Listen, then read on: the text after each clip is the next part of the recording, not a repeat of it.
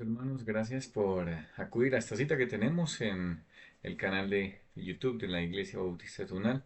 Hoy continuando con esta serie de Pastoreando el corazón de tu hijo. Hemos aprendido principios de crianza bíblica, entendiendo que es la responsabilidad de nosotros como padres el poderlos orientar y llevar a que conozcan el Señor. Pero también entendiendo que a lo largo de los periodos de tiempo de nuestros hijos, pues hay cosas que Dios nos manda, principios para aplicar. Estamos en ese tiempito de la juventud, que también se lo llaman la adolescencia, esa época entre los 13 y los 18 años, que debemos verla como una época de grandes oportunidades, una época de grandes oportunidades. El mundo cómo lo ve, cómo lo observa, es el momento en el que los jóvenes enloquecen, es el momento en que hay mucha rebeldía en los corazones, pero no necesariamente tiene que ser así. Debemos verlo como Dios lo quiere que se vea y es como una gran oportunidad para enseñar a nuestros hijos. De manera que estuvimos viendo algunas características de los jóvenes y vamos a enfocarnos en algunas estrategias equivocadas que usan los padres en la juventud. Algunas estrategias, entonces vamos a ver las palabras destructivas. ¿Qué dice Proverbios capítulo 12, versículo 18? Dice, hay hombres cuyas palabras son como golpes de espada, mas la lengua de los sabios es medicina. Lo que nos menciona la palabra es nuestra lengua, cómo nosotros usamos la palabra. Debemos darnos cuenta a la luz de ella que con nuestra lengua herimos, con nuestra lengua lastimamos, o con nuestra lengua podemos aquí, como lo dice Proverbios, ¿no? Ser de medicina, sanar, restaurar, usar bien nuestras palabras. Tristemente veo uno por la calle, ¿no? Como muchos padres maltratan y ofenden a sus hijos. A veces el maltrato no es simplemente golpes, sino darnos cuenta nuestros insultos. He visto unas escenas en los buses que papás o aún abuelos insultan, tratan feísimo a sus hijos, a sus nietos, los ofenden con palabras grotescas.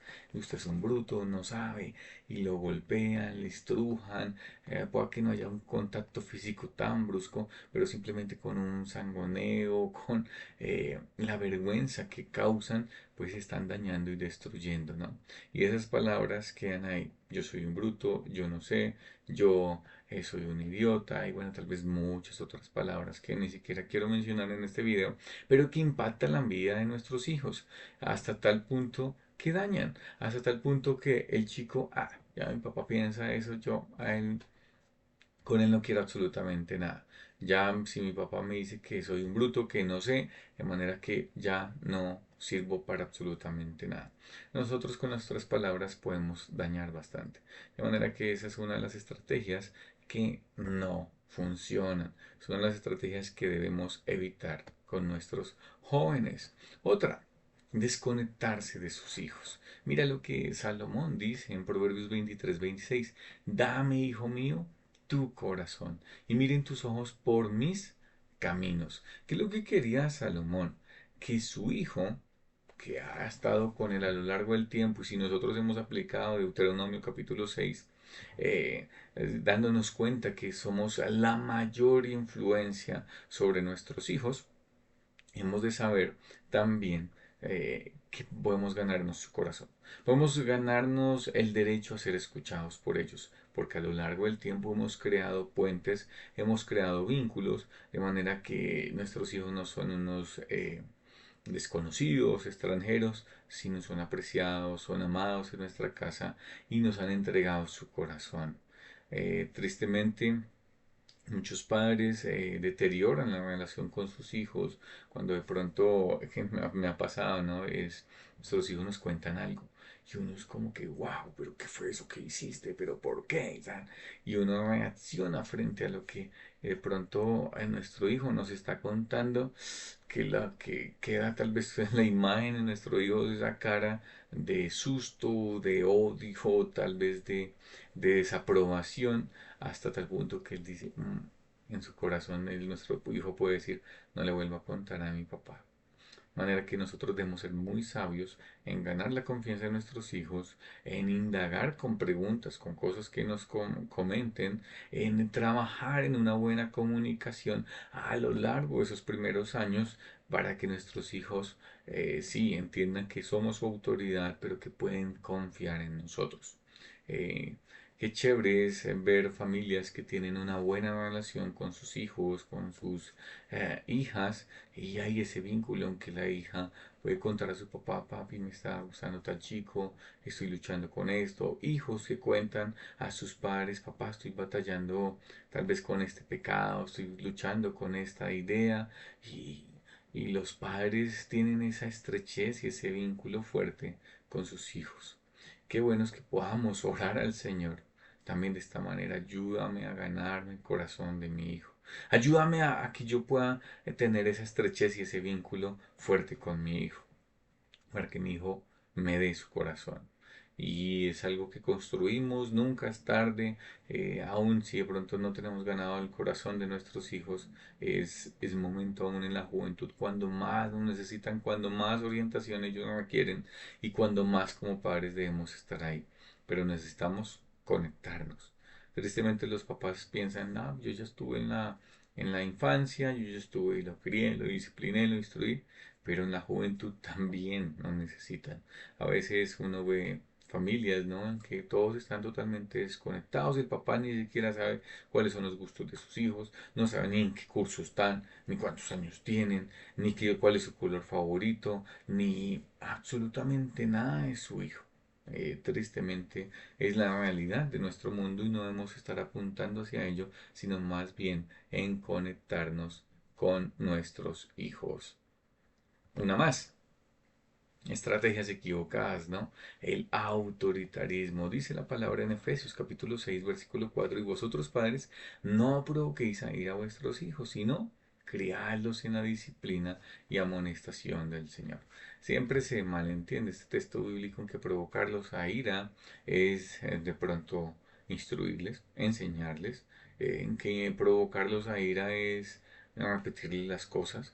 Pero notemos que lo que quiere decir el apóstol Pablo en Efesios 6:4 es que cuando los provocamos a ira es cuando es todo lo opuesto a criarlos en la disciplina, en la amonestación del Señor. Cuando hablamos de disciplina, hablamos de instrucción, hablamos de carácter, hablamos de hábitos que hemos formado en nuestros hijos. Pero notemos que esa disciplina y esa amonestación es una crianza en el Señor, aplicando los principios bíblicos. ¿Eso qué quiere decir? Que cómo los provocamos a ira cuando nosotros no los criamos en el Señor, cuando nosotros no los criamos con disciplina, cuando nosotros no los amonestamos en el Señor. De manera que no es tanto en que em, el padre no esté sino diciendo cosas y instruyendo. Eso no es provocarlos a ira, como muchos lo piensan, sino provocarlos a ira es un hijo que no tiene disciplina, es un hijo que no se le amonesta por absolutamente nada, y son hijos en cuales los padres nunca han aplicado los principios bíblicos de crianza que nos da la escritura, que nos da Dios a través de ellos. En cambio, simplemente son autoritarios. ¿Y cómo vemos ese autoritarismo? Ese autoritarismo es: se hace lo que yo digo y punto. Aquí no me dice absolutamente nada más. Y en ocasiones nosotros actuamos de esa manera. Nuestros hijos, Dios les dio una mente, Dios les dio emociones, Dios les dio también una voluntad.